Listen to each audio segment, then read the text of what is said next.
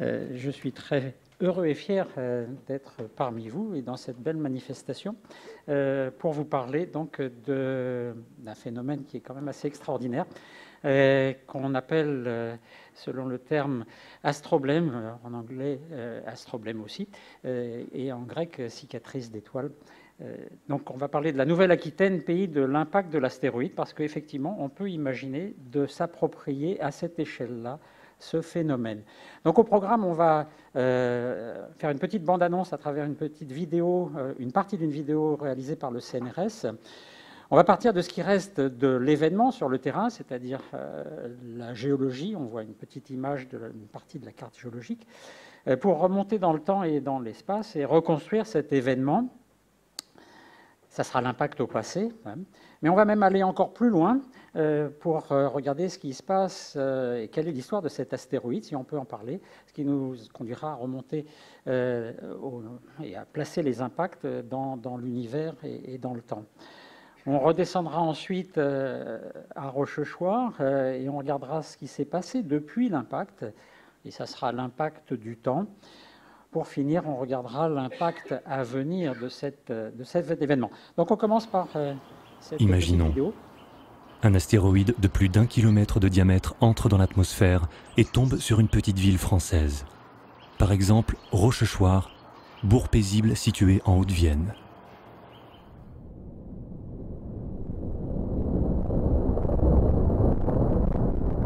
N'imaginons plus, cet événement s'est réellement déroulé il y a environ 200 millions d'années. Bien sûr, Rochechouart n'existait pas encore, et l'espèce humaine non plus d'ailleurs. Impossible de le voir en regardant le paysage, mais nous sommes au milieu d'un cratère météoritique d'une vingtaine de kilomètres de diamètre, l'un des 40 plus grands cratères au monde. La preuve irréfutable de cet impact en a été apportée il y a presque 50 ans. Seul un œil averti peut en lire la signature dans les pierres. Donc nous nous trouvons ici dans le site de la réserve naturelle de la petite carrière de Champonget. Cette petite carrière est creusée dans des gneiss. Les gneiss, ce sont des roches volcano-sédimentaires et elles sont entrecoupées, coupées par une intrusion de microgranite. La particularité de ce microgranite, c'est de développer des faciès de fractures très particuliers qui sont décorés par des stries qui sont portées par des cônes, et on appelle ça les cônes de percussion ou les shattercones en anglais. Ces striations, c'est une empreinte digitale précise et incontournable. C'est sûr, on a affaire à un impact. La météorite arrive au sol à une vitesse proche de 20 km par seconde. Au moment de l'impact, l'énergie cinétique du projectile se transforme en chaleur. La météorite va se vaporiser et se disperser dans les produits de fusion. Elle s'est disséminée dans toutes les roches qui forment le dépôt dans le cratère. Nous avons dans ces roches une anomalie en fer, nickel, chrome, un certain nombre d'éléments qui sont symptomatiques du projectile. Pas seulement dans celle-ci, dans toutes les roches de fusion de l'impact de Rochechouart. Un grand programme de recherche démarre pour comprendre ce cratère unique en France. Pour la première fois en ce lieu, une campagne de forage jusqu'à 120 mètres de profondeur est menée pour récolter des carottes de pierre. C'est témoin direct de l'impact.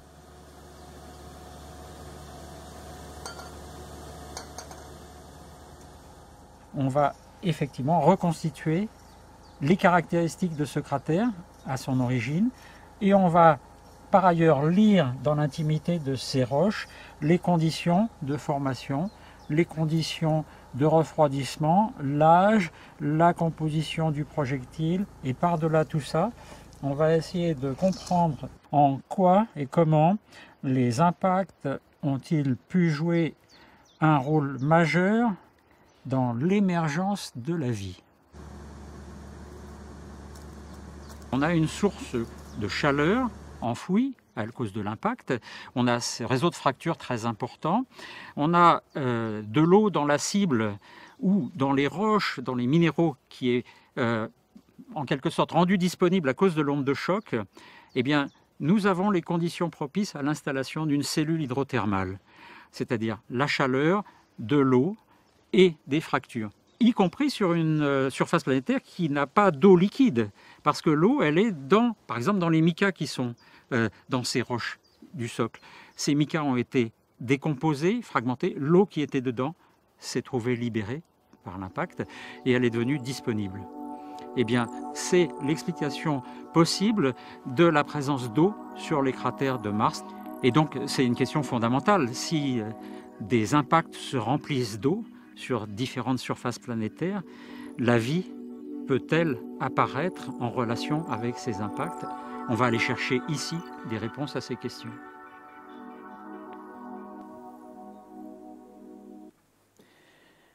Voilà. Donc, cette petite introduction a effectivement posé les problèmes qu'on va traiter, ou qu'on va essayer de traiter dans les années à venir.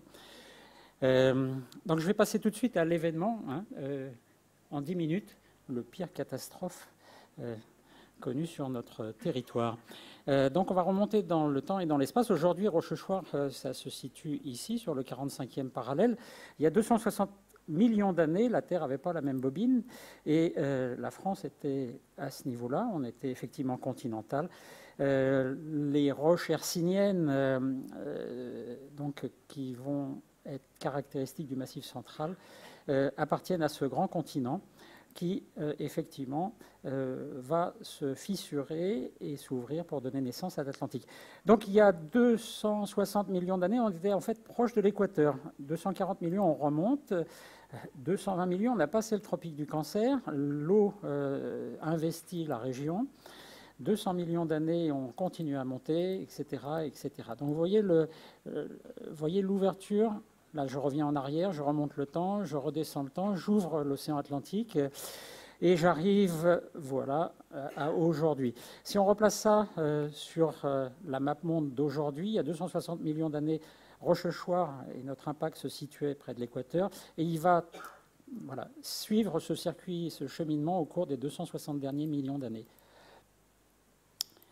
Et il y a donc 203, 207 millions d'années, l'impact se produit à une latitude qui se situe aux alentours du 30e parallèle, c'est-à-dire une zone qui correspondrait aujourd'hui à la plateforme saharienne entre le Hogar et l'Atlas.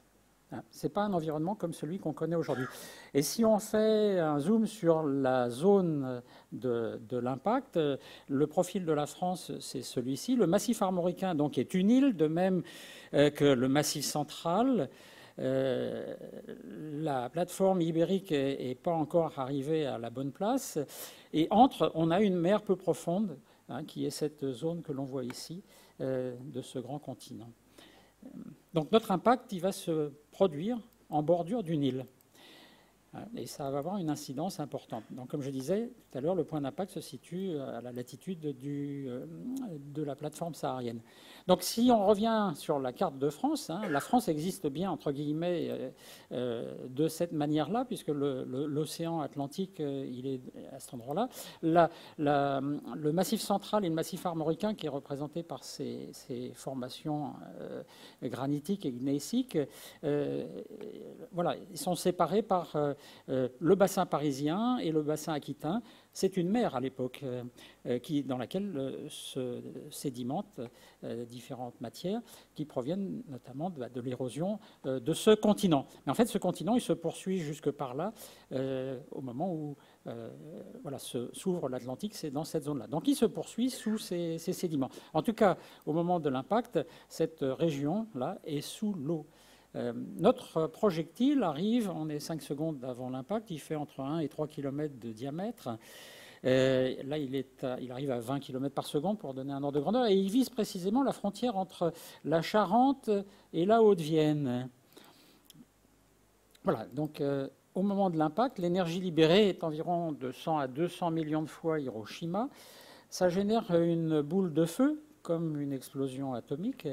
À Bordeaux, cette boule de feu visible fait 50 km de rayon, 70 fois donc la taille du Soleil, et la radiation thermique qui s'y rattache dure environ 10 minutes, avec un flux moyen, c'est-à-dire la chaleur qui se dégage de ce Soleil, qui est 450 fois le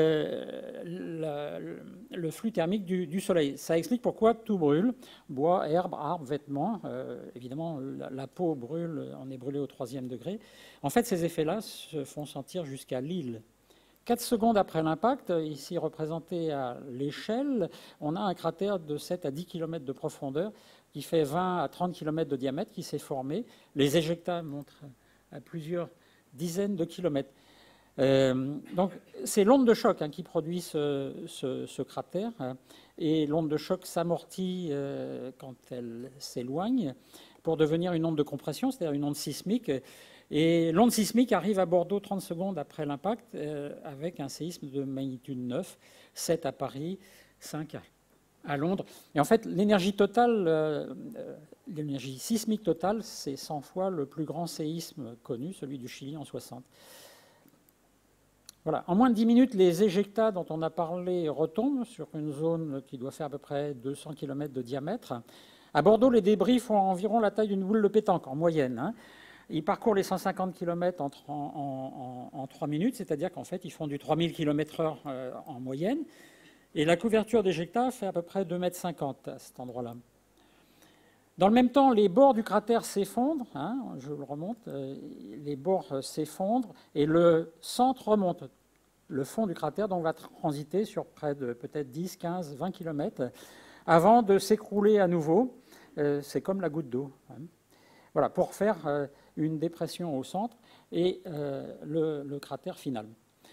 Alors, l'onde de choc aérienne, on a parlé de l'onde de choc sismique, l'onde de compression, elle se déplace à 5 km par seconde, mais l'onde de choc aérienne, elle se déplace à 300 km par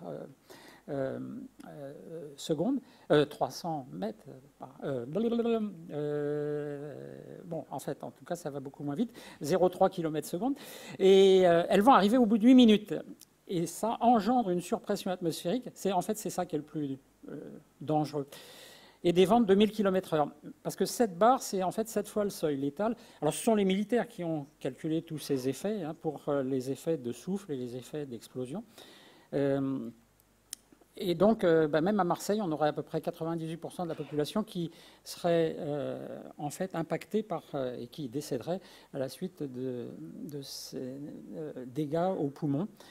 À Londres, 50%, et même à Tunis, on est à 1500 km, on aurait la moitié de la population, voire un peu plus, qui souffrirait de blessures importantes à cause de cette surpression. Donc en 10 minutes, le cratère a atteint sa forme définitive et sa dimension définitive.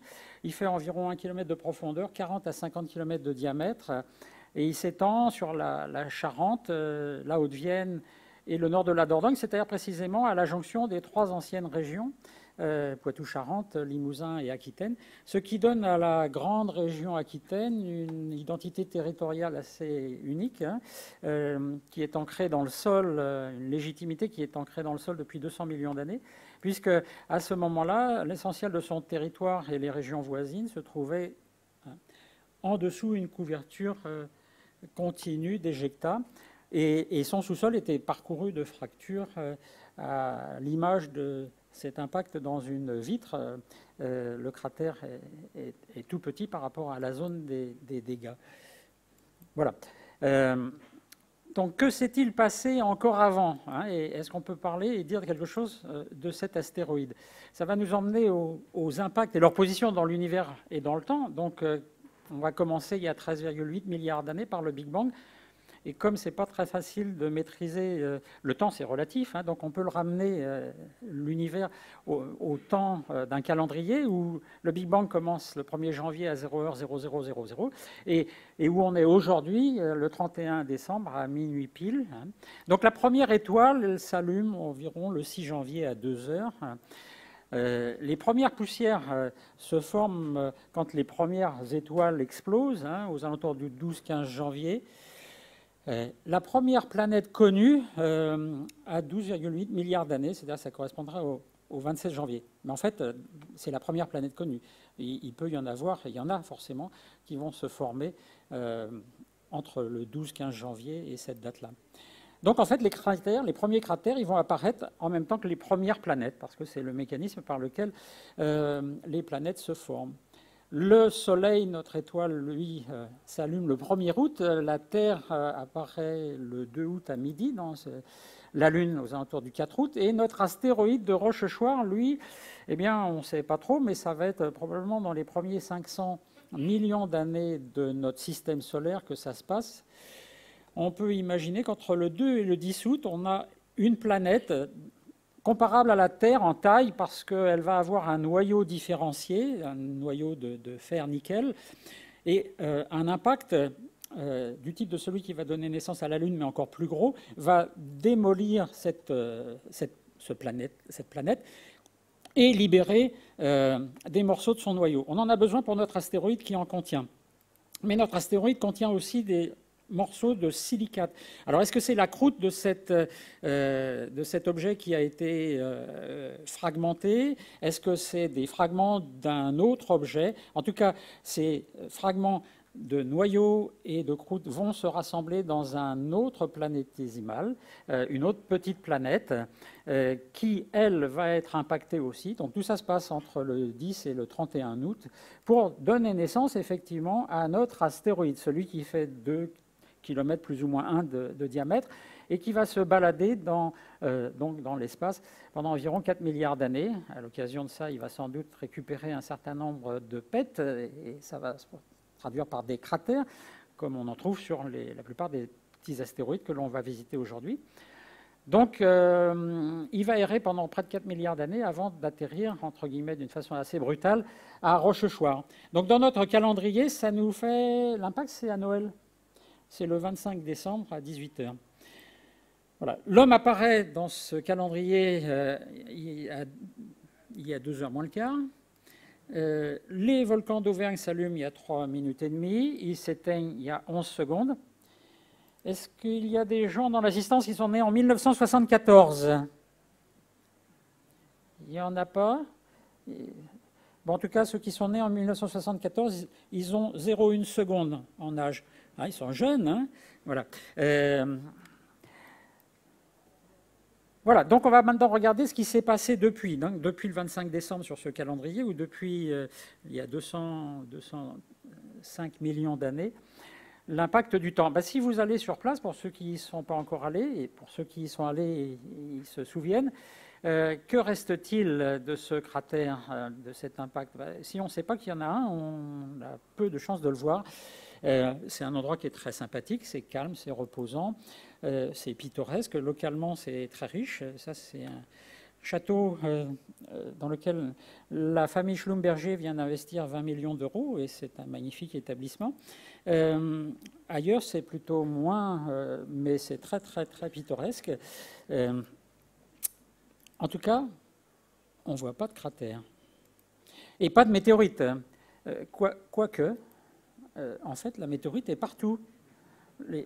Les populations se le sont appropriées. Mais ils n'ont pas tort, parce qu'elle est partout. Dans toute la zone, dans toutes les maisons, toutes les pierres sont, en fait, embarquent un morceau de cet astéroïde. Il est dilué et on le détecte par la chimie.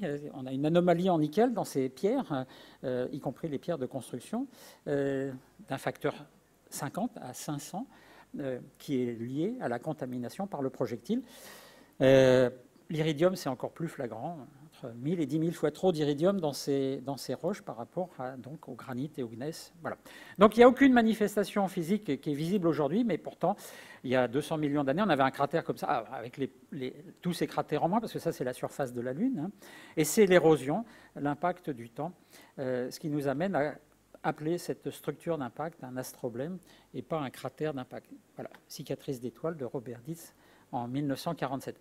Robert Ditz, qui est aussi le papa des Shattercone dont on a parlé, des cônes de percussion, et que l'on trouve dans effectivement le jury de c'est le rapporteur de ma seconde thèse, celle qu'on appelle habilitation à diriger les recherches, qui a 41 ans, précisément ces jours-ci, puisque c'était le 13 octobre 1977 qu'elle était soutenue. Voilà, donc reconstituer ce travail que fait le géologue, le géoplanétologue ou l'astrogéologue, en fait c'est le même jeu de pistes que les experts en criminalistique ou d'autres scientifiques. On utilise des moyens de physique, de chimie pour percer des indices à travers la matière et remonter à toutes ces informations qui nous permettent éventuellement d'interpréter des manifestations aussi majestueuses que le grand cratère Herschel sur Mimas ou les cratères que l'on trouve à la surface de Mars. D'ailleurs, ça a inspiré George Lucas, pour ceux qui connaissent la guerre des étoiles. La planète de la mort, c'est calculé ou c'est sur la base de ces observations de la sonde Voyageur il y a 40, 50 ans même. Voilà. Pourquoi des forages? Eh bien parce que les forages, c'est un des outils dont le géologue se dote pour aller regarder dans la troisième dimension, et aussi pour satisfaire un besoin de cailloux et que la végétation, notamment sur une zone comme Rochechouart, nous recouvre. Donc, accès à l'information, la qualité de l'information, et puis la géologie de terrain, ça nous donne des cartes géologiques en 2 dimensions. Les forages, ça nous donne accès à la 3e dimension. Donc nos forages, on va parler de certains forages, ils vont être réalisés dans ce qui correspond au fond de ce cratère, dont seul d'ailleurs le fond va rester. Donc quelques mots à propos de ces forages. Donc c'est le CIRIR qui va les piloter pour le compte de la réserve naturelle nationale, puisque le site a été reconnu, son intérêt patrimonial a été reconnu par l'État. Et donc il y a une douzaine de sites sur la zone dans laquelle des impactites sont récupérés, le fond de ce cratère. Il y a une douzaine de sites qui sont en réserve. Et donc on a proposé de réaliser des forages dans 8 de ces 12 sites, des forages qui descendent jusqu'à 120 mètres de profondeur pour un total de 510 mètres et qui vont nous renseigner bien sûr sur ce dépôt, ce qui remplissait ce cratère il y a 200 millions d'années. L'outil dont on dispose, c'est un chenillard de 8 tonnes qui finalement est à peu près de la même taille, pas du même poids, mais de la même taille que Curiosity sur Mars, qui lui aussi est télécommandé, entre guillemets, là on marche à côté. Première carotte au mois de septembre l'année dernière carotte 510 mètres plus tard, donc à la fin du mois de décembre. Quelques images de ces carottes, donc dans le forage qui fait 120 mètres, dans cette zone-là. On a une première unité qui est représentée ici, qui fait une quarantaine de mètres d'épaisseur, dans laquelle les caractéristiques, c'est ce qu'on appelle une brèche, donc des débris de diverses natures du socle, de la cible, plus des chewing-gums blancs ou verdâtres, des formes tarabiscotées, contrairement aux enclaves, aux débris. C'est des produits de fusion, c'est des échardes, comme des bombes volcaniques. Voilà. Donc cette zone-là est caractérisée par une forte concentration de ces bombes volcaniques. L'unité du dessous, c'est la même chose, mais avec moins de ces bombes volcaniques. Et puis tout en bas, ici, c'est la cible intacte, entre guillemets, ou presque intacte, puisqu'on voit qu'elle est bréchifiée. Et entre les deux, ce trait rouge, eh bien, c'est le fond du cratère que l'on va avoir traversé. Et dans la zone en dessous du fond du cratère, on a en fait un béton. C'est une seule et même nature d'agrégat, par contre, et c'est des débris qui font la liaison. Dans la partie supérieure, on a quelque chose qui est assez caractéristique et tout à fait curieux, c'est on a des grandes variations de granulométrie. C'est ce que représentent ces différentes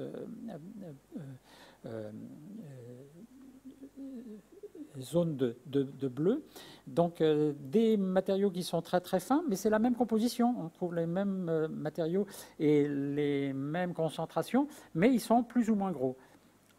Donc ici une zone grossière, ici une zone fine. Et souvent, les zones grossières sont séparées des zones fines par ces zones extrêmement fines qui sont représentées en marron. Voilà, tout ça, ça a une signification, on y reviendra tout à l'heure. À 40 mètres de profondeur, on a une frontière qui est assez bien marquée entre la zone qui est riche en ces gros chewing-gums dont on a parlé et cette zone qui est beaucoup plus pauvre. Mais il y en a toujours de ces éléments fondus. Voilà, mais on a une composition des débris de plus en plus homogène, d'une seule et même nature, qui seront ces mêmes gneiss que ceux que l'on voit au fond, en dessous le plancher du cratère. Donc ici, on est carrément arrivé au fond du dépôt. On a toujours des produits de fusion, ce qui va faire la différence avec ce qu'il y a en dessous, où il n'y en a plus, et où on n'a plus qu'une seule composition. Voilà, on vient de passer le fond du cratère. On a un gneiss qui est complètement décomposé, délité, dématérialisé. Voilà, c'est le plancher du cratère. Localement, c'est broyé menu, si on peut dire. Localement, c'est un peu plus grossier. Ici, on a un débris dans lequel on a les shatter-cones, les cônes de percussion, comme on a vu sur le schéma, sur la petite vidéo de tout à l'heure. Ici, on est à presque 120 mètres. Le gneiss est fracturé, bréchifié, et on voit des grandes zones avec du blanc. C'est en fait des recristallisations hydrothermales. On a parlé dans la vidéo de la cellule hydrothermale. Ben, on voit ici ces manifestations. On a recristallisé, à la faveur du refroidissement du cratère, des produits qui circulaient dans les fractures et qui redéposent et en quelque sorte cicatrisent les fractures dans un autre registre, mais c'est l'équivalent des stalactites et des stalagmites qui poussent dans les grottes. Hein. Voilà. Donc qu'avons-nous appris déjà? Eh bien que c'est un grand cratère. On a 3 types de cratères d'impact dans le système solaire, dans l'univers. Les cratères de forme dite simple, qui sont des bols en quelque sorte, ici sur Mars, ici sur Phobos, ici sur un agglutinat, un tout petit astéroïde Itokawa, mais qui, si on regarde de très près, présente des tout petits cratères par des micro-météorites. Hein. Le météocratère sur Terre, 1,2 km de diamètre, hein, ça c'est un grand parking avec un musée qui est là. Voilà. Donc ici on revient la taille du dessus, les cratères dits complexes, avec d'abord des cratères qui ont un pic au centre, tels que Herschel dont on a parlé tout à l'heure, ou UT sur Mars, ou Kuiper sur Mercure, Steinheim sur Terre en Allemagne, c'est le plus près de chez nous, ou Lowell sur la Lune. Et puis si on grandit encore en échelle, on a des cratères complexes avec un anneau central, tel que Rachmaninov sur Mercure ou Schrödinger sur la Lune. Donc si on les replace sur ce schéma, on a schématiquement des cratères en bol, des cratères en bol aplati, puis des cratères en assiette plate, si on peut dire. Et ceux avec un pic central dans les cratères complexes se traduisent par une bosse au centre, et ceux avec anneau central par un creux au centre. Voilà. Et la mécanique, eh bien, effectivement, c'est un trou dans lequel le fond remonte, hein, comme la goutte d'eau. Et quand il remonte encore plus et qu'il s'effondre sur lui-même, on atteint et on caractérise ces cratères complexes en anneaux, voire plusieurs anneaux au centre. Mais en tout cas, ce qui est sûr, c'est que dès lors que c'est un grand cratère, on a effectivement un creux au centre, pas une bosse. Voilà. Et sur Terre, la frontière entre les simples et les complexes, c'est environ 4 km, entre ceux à pic central et ceux à anneau central. Pour ceux qui sont développés dans des roches granitiques ou dans des basaltes, c'est à 40-50 km de diamètre que se situe la frontière. Et nous, précisément, on a un creux au centre. C'est ce que les forages nous révèlent aussi. On s'en doutait, hein, comme je disais. Le cratère, il faisait cette taille-là. La zone qui nous reste, dans laquelle on a ces brèches et dans lesquelles on a la réserve naturelle, c'est les petits points noirs, la réserve naturelle. Ça correspond seulement à la partie centrale du cratère. Voilà. Et donc, cette partie centrale, c'est un creux, ce n'est pas une bosse. C'est ça qui nous permet de dire que ça fait sans doute plutôt au moins 30 à 40 km de diamètre. Les effets de la mer. On a vu tout à l'heure que l'impact se produit au bord d'une île, le Massif central. Eh bien, il a dû se passer des choses comme ça, assez catastrophiques. Et le gros bazar que l'on voit d'alternance de produits fins et de produits grossiers, on peut supposer qu'il est lié à ce phénomène. À savoir, on a dit, on se place au bord de la mer. Là, c'est le littoral mésozoïque, à un moment de l'impact. Ici, c'est le Massif central. Et notre impact, ça, c'est la zone des brèches dans lesquelles on trouve et dans lesquelles on a foré. Hein. Mais le cratère, probablement, il va jusque-là. C'est-à-dire qu'en fait, il va au bord de la mer. Et cette mer peu profonde, elle va avoir été complètement vidée. Et évidemment, une fois qu'elle est vidée, elle va revenir. Ça, c'est les bords du... Je représente schématiquement le cratère sur le bord du continent du Massif central, par exemple, qui est une île, hein, et la mer se situe à ce niveau-là. Les sédiments se situent précisément à la même altitude que le fond du cratère actuel, hein, qui est représenté ici. Ça veut dire que, effectivement, on est très très près et qu'effectivement, il peut y avoir eu, sans doute, la mer qui s'est vidée et puis qui est revenue, et en revenant, elle passe par-dessus bord et elle va nous fiche le bazar dans le toit des produits de retombée. On appelle ça research deposits. Mais au-delà de ce qui se passe à l'intérieur du cratère, on commence à trouver sur différents endroits, jusqu'à 1000 km et davantage, des dépôts de tsunamites qui semblent et qui ont le même âge que Rochechouart et donc qui sont vraisemblablement liés à l'impact et à cet effet marin, savoir que voilà, cette mer peu profonde a été vidée et évidemment elle est revenue et ça a fait un bazar pas possible sur toutes les côtes. Impact à venir.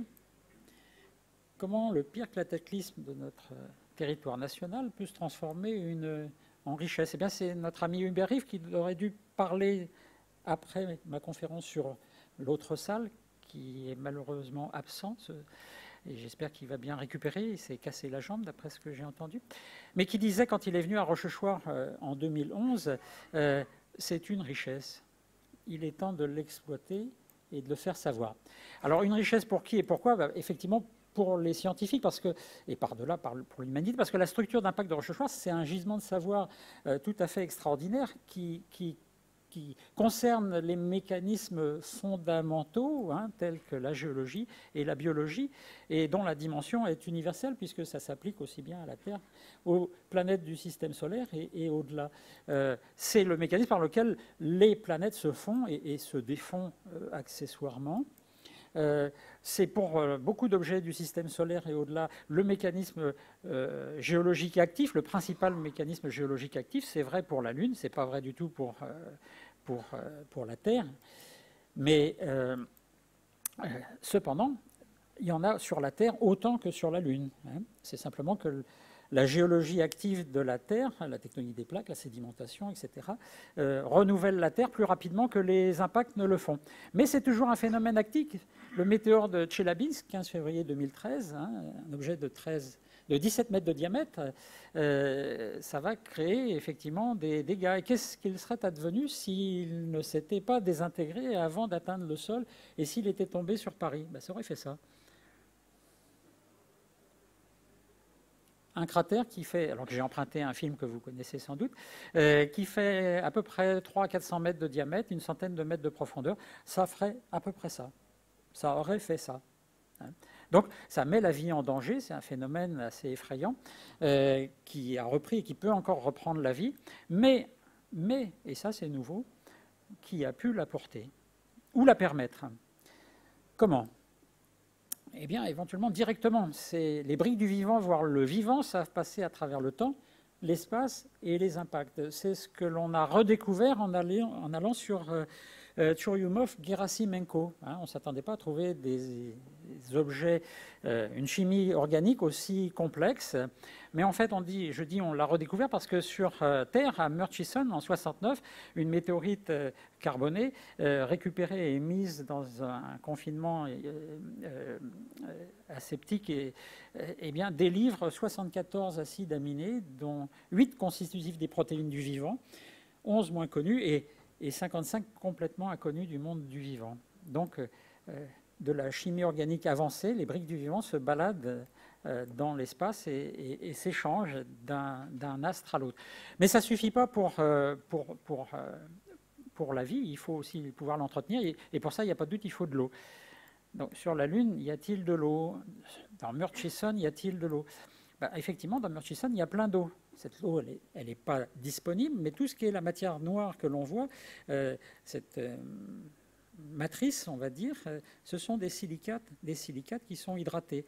Et dans ces silicates hydratés, dans les feuillets, si on va au microscope électronique à transmission, on va trouver des OH entre les feuillets silicatés, OH qui vont être éventuellement libérés par quoi? Par les ondes de choc. C'est un travail que j'ai réalisé quand j'étais à la NASA avec mon collègue du California Institute of Technology.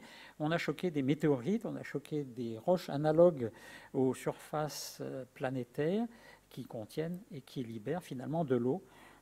Donc je pilotais le laboratoire de Fredhorst à la NASA, qui est un Allemand, qui a fait sa thèse sur le RIS, un cratère d'impact, et qui a été recruté par la NASA et qui y est resté depuis 1964 parce que c'était un expert des impacts. Voilà.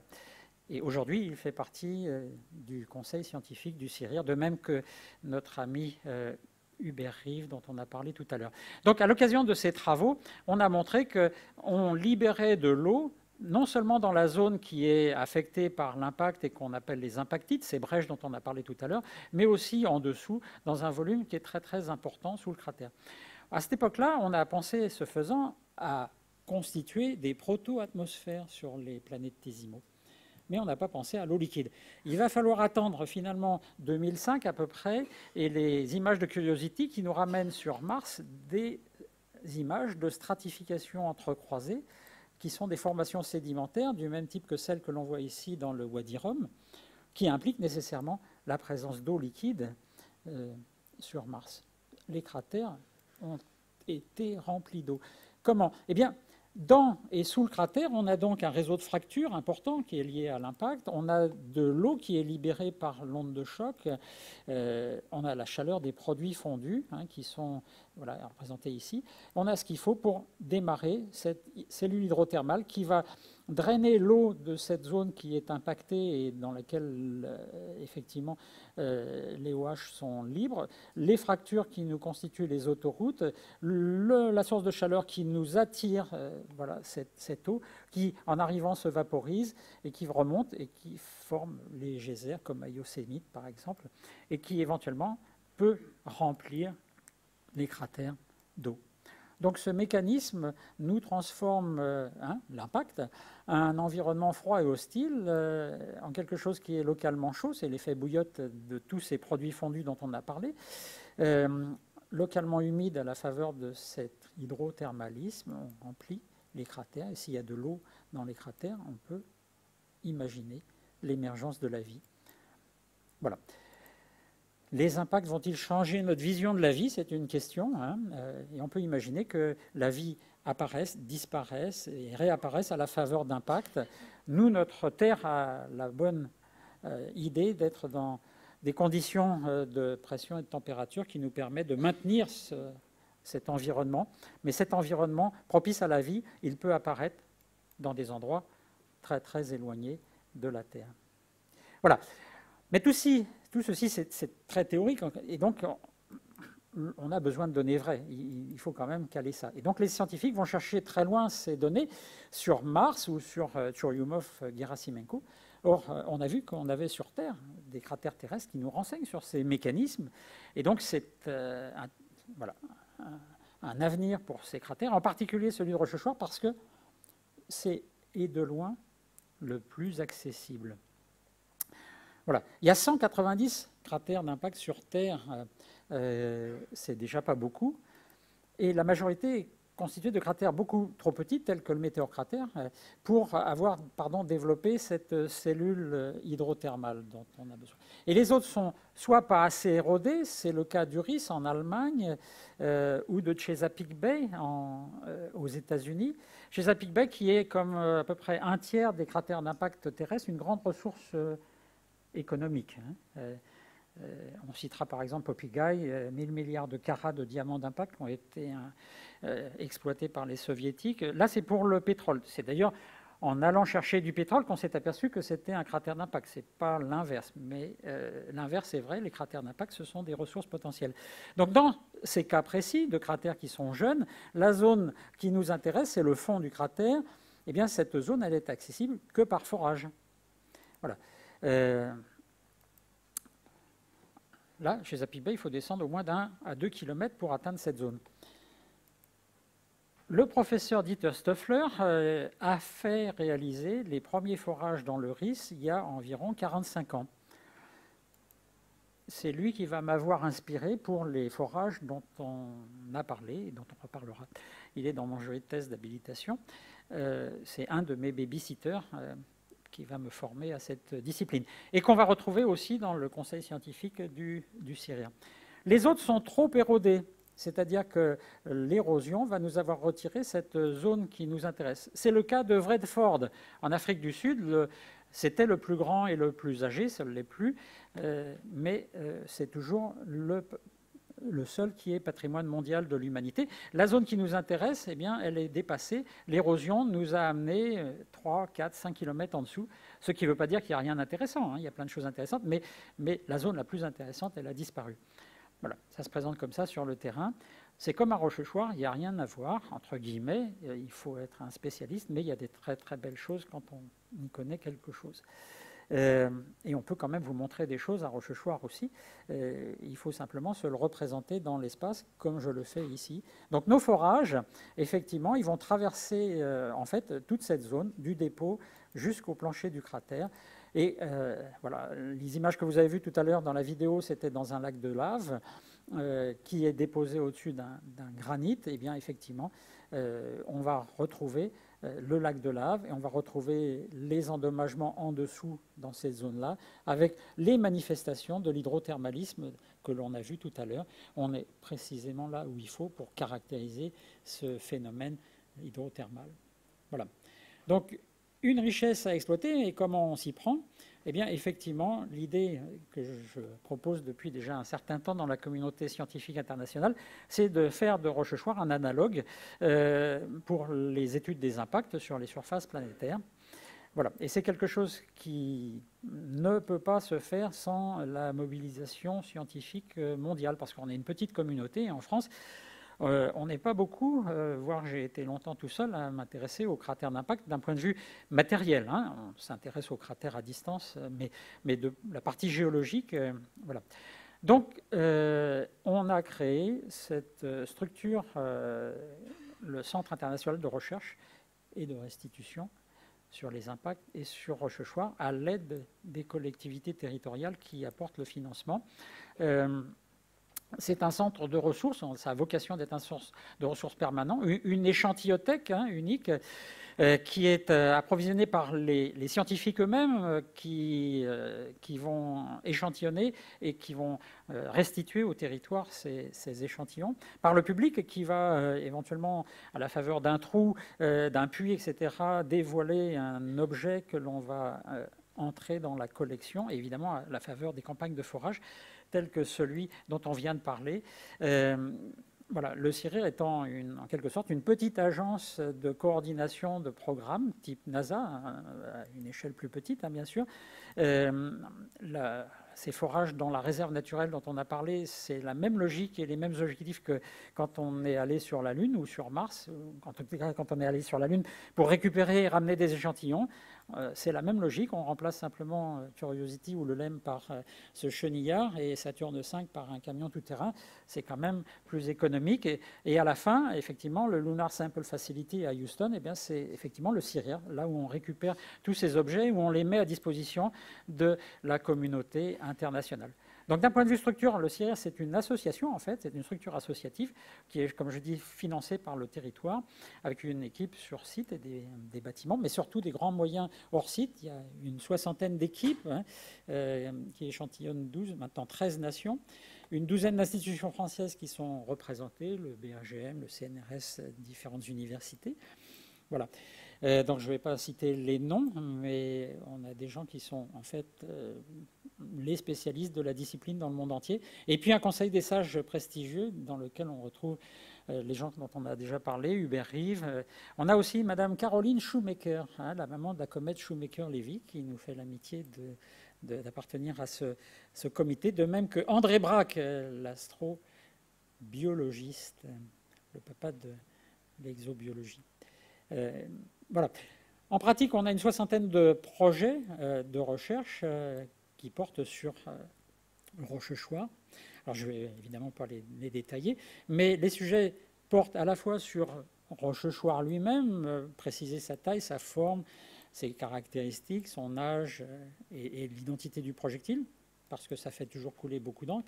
Mais toutes ces données-là, elles vont nous intéresser plutôt par rapport aux impacts en général et aux effets collatéraux, notamment la mécanique. Cette goutte d'eau, on est dans des roches, ça nous pose un problème, ce comportement. La physique qui s'y rattache, elle est toujours très obscure. Donc on a besoin de données vraies et on va aller les chercher ici. Et ça touche évidemment toute la communauté qui travaille sur les impacts et sur les météorites, bien sûr. Donc c'est beaucoup plus large. Les grands effets induits, on a parlé de cette cellule hydrothermale et de tout ce qui se rattache à la vie, hein, mais aussi tous ces effets à grande distance qui sont un peu spécifiques à la Terre, avec les dégâts que peuvent causer les tsunamis. Voilà, ici on a l'équipe hispano-suédoise des spécialistes de la question qui travaillent par ailleurs sur Chicxulub, sur le même sujet, de savoir si on a eu effectivement la mer qui est venue réenvahir, envahir le fond de ce cratère, les dépôts dans ce cratère d'impact. Les autres sujets, c'est des sujets méthodologiques qui sont aussi très importants. C'est les géobaromètres et les géothermomètres qui nous servent à calibrer des endommagements par rapport à ce que l'on voit, hein, et qui touchent la communauté des météorites aussi, pas seulement des impacts. Les géochronomètres. En fait, comme je vous disais, on a des âges qui se situent actuellement pour l'impact entre 203 et 207 millions d'années, mais si on regarde tous les âges qui ont été publiés, on a tout entre 150 et 250 millions d'années. C'est-à-dire qu'en fait, on a des grosses divergences. Comprendre pourquoi et dater vrai, c'est une problématique importante qui affecte toute la géologie. Et en fait, on a les meilleures équipes de datation, toutes disciplines confondues, qui travaillent sur ce sujet parce que l'impact, c'est un phénomène qui est tellement ponctuel. Et d'autre part, on a cette altération potentielle qui est liée intrinsèquement au refroidissement du cratère, à tout ce qui se passe après dû à l'environnement et au climat tempéré qu'il connaît, qui peuvent modifier des équilibres.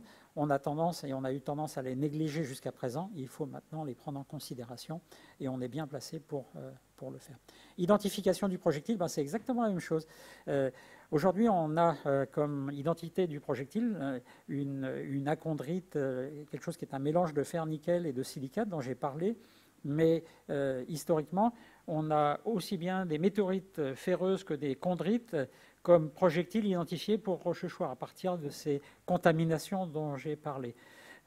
Ça veut dire que les techniques qu'on utilise pour identifier les météorites, hein, cette contamination, mais aussi pour identifier les météorites, elle est sujette à caution, puisqu'on a des gens très qualifiés qui peuvent trouver tout et son contraire. Donc il faut faire progresser et les spécialistes sont et donnent leur avis et vont travailler sur ce sujet.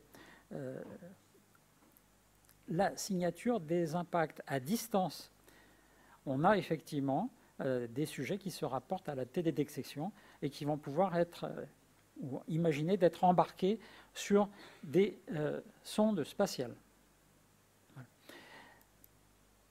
Et ça concerne la planétologie et l'exoplanétologie. Donc le CIRIR a deux types de programmes et deux types d'objectifs. Objectif scientifique, celui sur lequel on s'est beaucoup appesanti, mais il y a aussi un objectif public. Mais tous les deux sont attachés à la valorisation et à la préservation de ce patrimoine, au sens le plus large. Vous allez voir pourquoi. Donc, côté scientifique, c'est opérationnel. Côté public, ça reste à développer. Si vous allez sur le site internet du CIRIR, c'est cirir-edu.org. -edu, ça veut dire qu'effectivement, c'est un outil éducatif.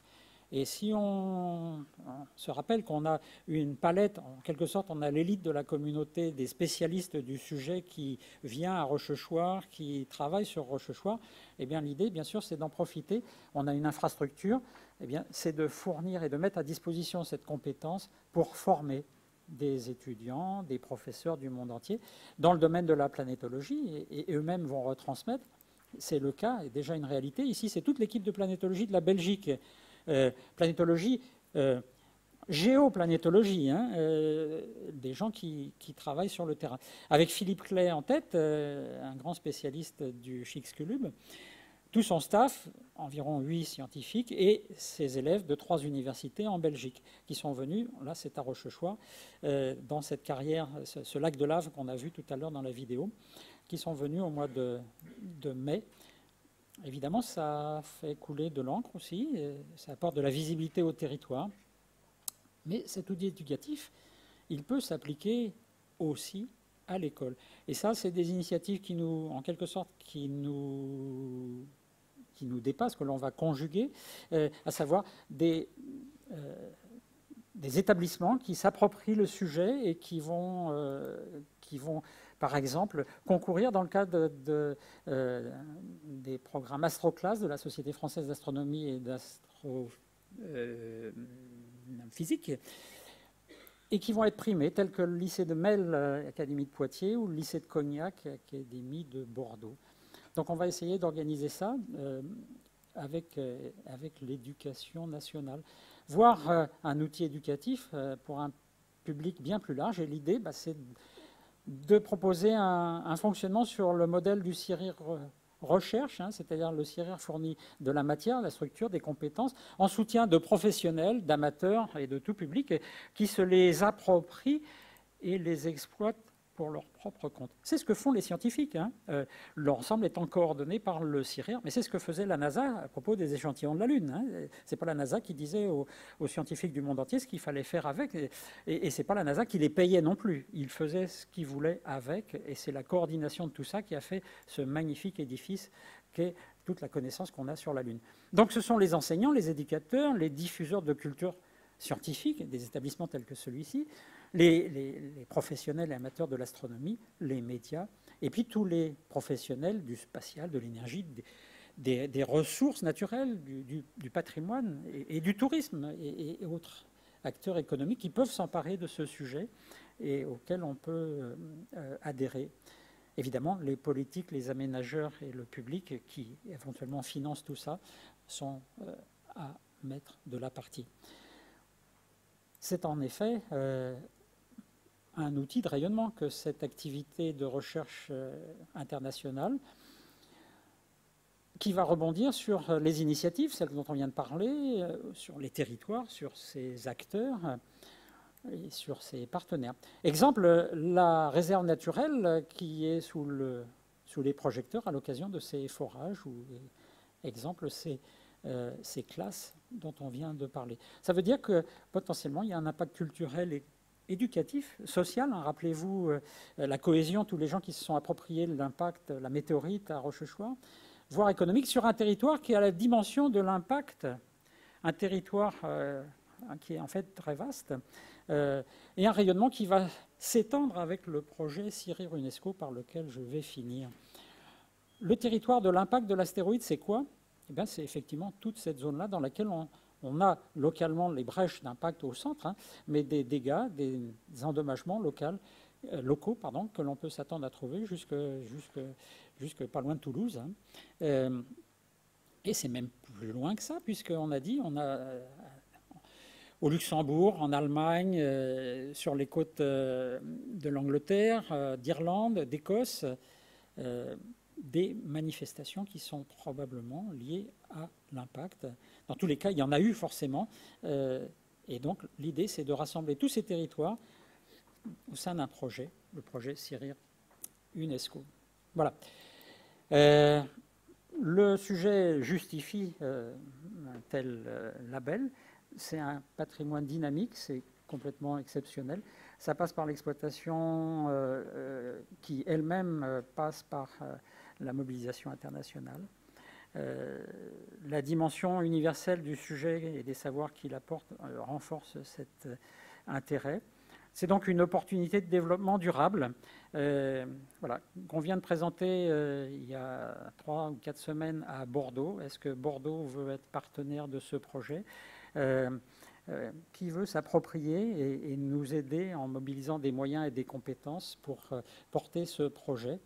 Je voudrais saluer Jean-Pierre Le Breton qui est dans la salle aujourd'hui. Jean-Pierre Le Breton, c'est le directeur de la mission Cassini-Huygens, la partie Huygens, donc directeur de cette mission à l'ESA, qui a travaillé pendant 30 ans sur ce sujet, qui nous fait l'amitié d'avoir rejoint le CIRIR. Voilà, je conclus. Ça fait 54 minutes. Une richesse pour la science, à cause de ces mécanismes fondamentaux que le site renseigne, et une richesse pour le territoire et aussi pour l'humanité. Sur la partie scientifique, la route semble assez bien tracée, mais il faut l'affermir et la parcourir. C'est d'ailleurs plus le chemin qu'on prend que la destination qui est la richesse.